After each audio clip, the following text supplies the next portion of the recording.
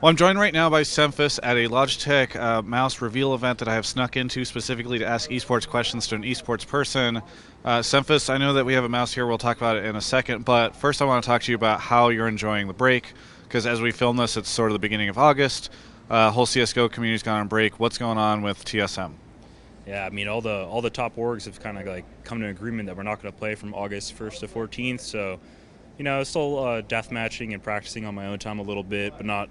You don't want to burn yourself out. You want to take the break and actually kind of like rejuvenate yourself. So I've been playing a couple rank S and streaming and stuff, but also playing Overwatch and some games, just for fun, watching the international.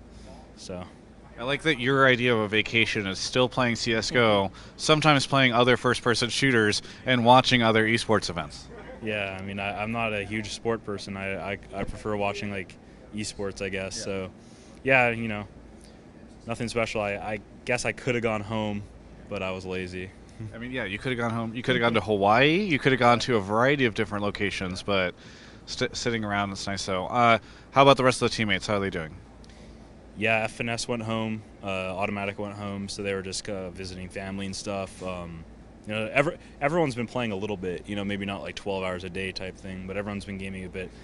Sick and Twist have just been in the house with me, and they've been playing literally all day, every day. So they're not really taking a break. Well, let's talk about Sick and Twist. So, you are actually a bit older for an esports pro, 27, which is my age. Most people think I'm like 47, but yeah, 27. On your team, though, you have people who are 17 and 18. What is sort of the relationship between you and these younger guys? It's actually 16 and 17. 16 and 17. I was misinformed by a CS:GO person that should have known this before I went into this interview with you. Yeah, Twist is 16 and Sick is 17. Yeah, it's obviously there's an age difference, but I played with Brax when he was 13, like Swag and stuff, so I'm kind of used to being on a team with like one younger person at least. On my old Quantic and Complexity days, Swag was always the youngest, and everyone else was older. So it is a little bit more. It's a little bit different because we have a lot of younger people, but FNS is still around my age, so I have one older person, and our coach is also around my age. So it's not completely like I'm the only one that is the older. But yeah, I mean, it's good to have young players because they're they're really hungry. They want to win more, and they play all day because there's something about I think you could be good till a older age. I just think that when you're younger, you literally just want to play games. Like, you don't care about anything else, and eventually you're gonna want to do some other stuff. And when you're younger, you don't care. So that's, I guess, why they're able to just commit to playing like crazy during the vacation, right? Yeah, basically, like when you're a kid, like the games are so much more fun. Like for me, competing is still fun, but grinding 12 hours of ESCA pugs is not really like the most fun thing for me anymore. So I try to be a little bit more balanced, like workout, play team practice, play my own. I still play a lot, but they'll do nothing but play, and I think. There's that's how you get good really quickly, by doing nothing but play the game. But I don't think you can sustain that forever.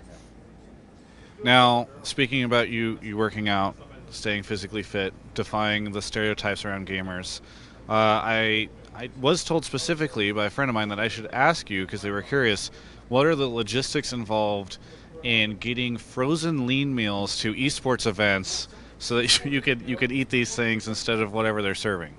I've only done one event, but yeah, I got these meals from Lean Meals, and yeah, it's like 5 meals a day, 45 grams of protein, 30 grams of carbs, and some veggies, and one of them doesn't have any carbs, so yeah, they barely fit in the fridge. I had to take out like all the little slots, because it's not like a full fridge in a hotel, and then kind of squish them in there, and then I had to turn the fridge against the wall and put it against it so it wouldn't open.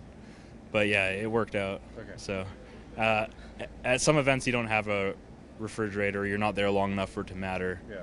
So I don't do it at every event, but I definitely think it helps you stay like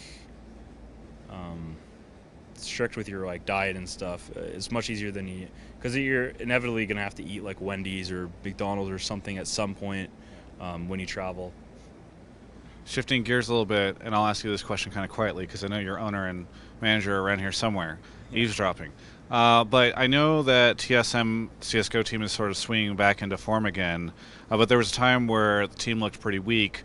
Were there any concerns for you at that point in time that the team might end up disbanded or might lose the TSM relationship or something along those lines? I mean, when we built the team, it was it was supposed to be a long-term type of investment because we were taking a gamble on younger players and kind of building a team from scratch. So I told our manager and Andy, I was just like, we're not going to be good in 1 month or 2 months.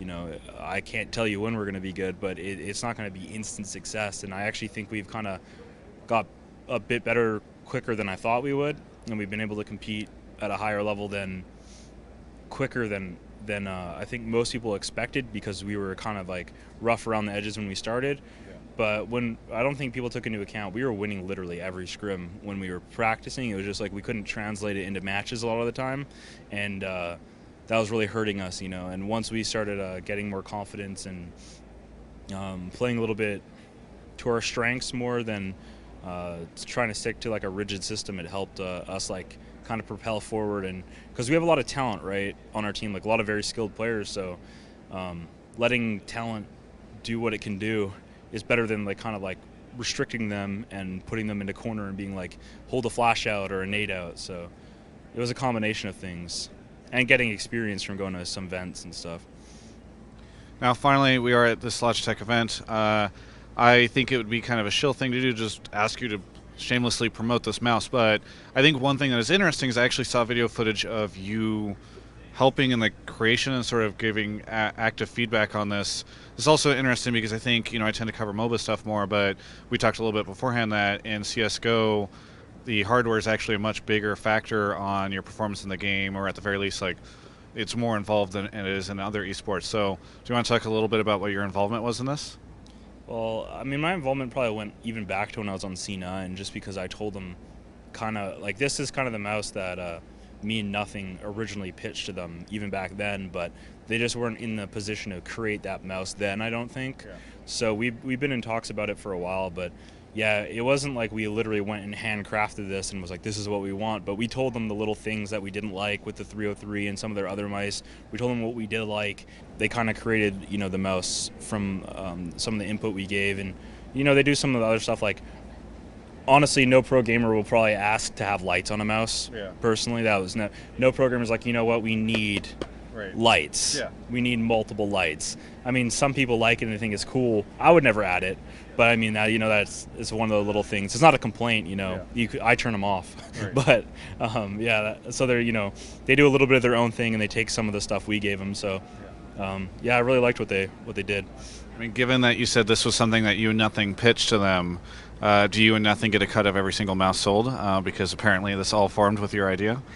Yeah, I wish. 50% would be good. Yeah, okay. So you 50%, Nothing 50%, yeah. And then Logitech, they just get like the branding play? Yeah, they get the branding. They got other gear they can sell. Yeah, exactly. It's fair. I think it's fair. It's a loss leader for them ultimately. Yeah. Very good. Yeah. Is there anything that you would like to say to any of the TSM CSGO fans that are out there? You know what? We're just always trying to improve, and after the break, we're going to go hard again. So if we suck for a week or two, chill. But everyone's going to be a little bit rusty when we come back. But we don't have any events till September, and we're just always trying to work to our main focus right now is expanding our map pool. So that's like we're probably going to stop scrimming all our good maps as much and try to focus more on our weaker ones, because I think that's our biggest weakness. So we're always working to get better and stay loyal. Yeah.